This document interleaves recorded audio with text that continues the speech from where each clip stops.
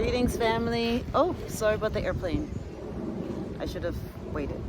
Greetings, family. It's Empress D, obviously in nature. And a hot one today in Toronto. It's hot.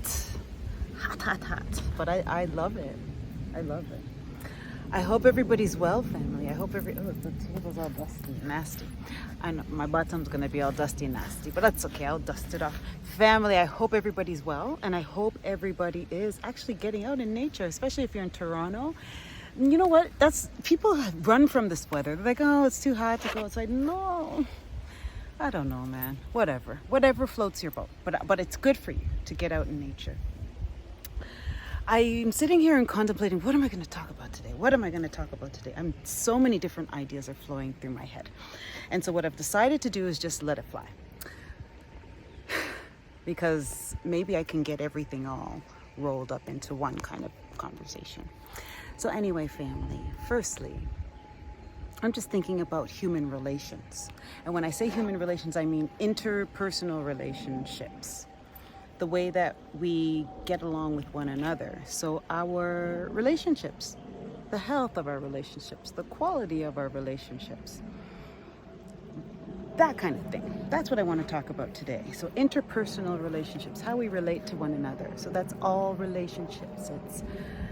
It's sibling relationships, it's cousin relationships, it's co-worker relationships, it's friend relationships, it's mother-child relationships, father-child relationships,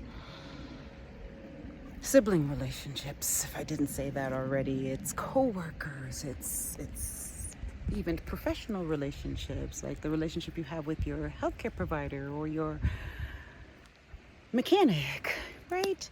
Relationships, how we interact with one another, okay, fam? That's what I'm talking about today. I think that one metric by which we can evaluate how well we're doing is the health of our interpersonal relationships. All of the above that I just spoke about. How healthy are your relationships? I'm just saying this as something that we can ask ourselves. So I'm sitting contemplating and I have to say at this point of my life, I cannot tolerate unhealthy relationships. So the relationships that I have around me are relatively healthy, or at least not painful or harmful or toxic. I think that's a better term. At least that's what I've tried to do. I've tried to weed out all of the toxic relationships. I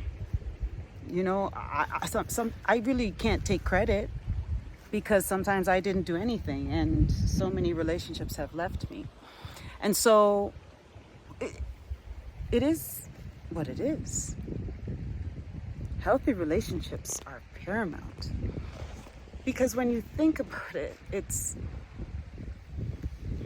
if we're subscribing to the knowledge that we are all one, what I do affects you, what you do affects me, we're going to treat each other, no matter what interpersonal relationship we're referring to, or it is, with a common mutual understanding and respect. I'm not going to try to get over on you, and you likewise shouldn't be trying to get over on me.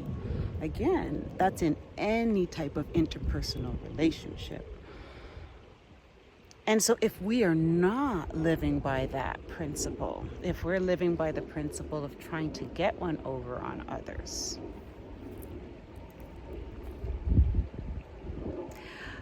I don't know that you understood the assignment. Because if you overstood that you are I and I are you, then you wouldn't try to get one over on me, because you recognize that we can at any time be in the reverse role, where somebody's trying to get one over on me, or on, you know what I'm saying? If you're looking at it from the personal stance, if I'm trying to get one over on this guy and I get it over on him, couldn't that actually happen to me, where somebody gets one over on me? It is possible. And when you are trying to get one over on people, family, you're just inviting that for yourself. And that's just the way it goes, right? Interpersonal relationships. We need to evaluate ourselves on the health of them, right? Just look at the different relationships we have in our life. How healthy are they? Right? And what makes a healthy relationship? Where you can feel vulnerable with this person, where you don't have to guard or protect your feelings with this person. That's a sign of a very healthy relationship. You know, and start there, right? So we can kind of look at the people in our lives and say, hey, how vulnerable do I feel with them? And that can maybe help you to start to evaluate the health of that relationship. And if it's not a healthy relationship, if it's not helping you grow, it's something that's not it's something that's helping you die, essentially. It's toxic, right? So if it's not helping you grow, it's not, you can't just help you stay the same. There's no such thing, because staying the same is not the intention. We're supposed to grow, right? Nothing, look at this vegetation. This was all gone a couple months ago, right? Nothing stays the same forever. Family, is hot. You don't see the beads of sweat. Let me keep it pushing, family. But yeah, I just maybe, I didn't even, it's just what came out. To be honest, a very important message, I think, because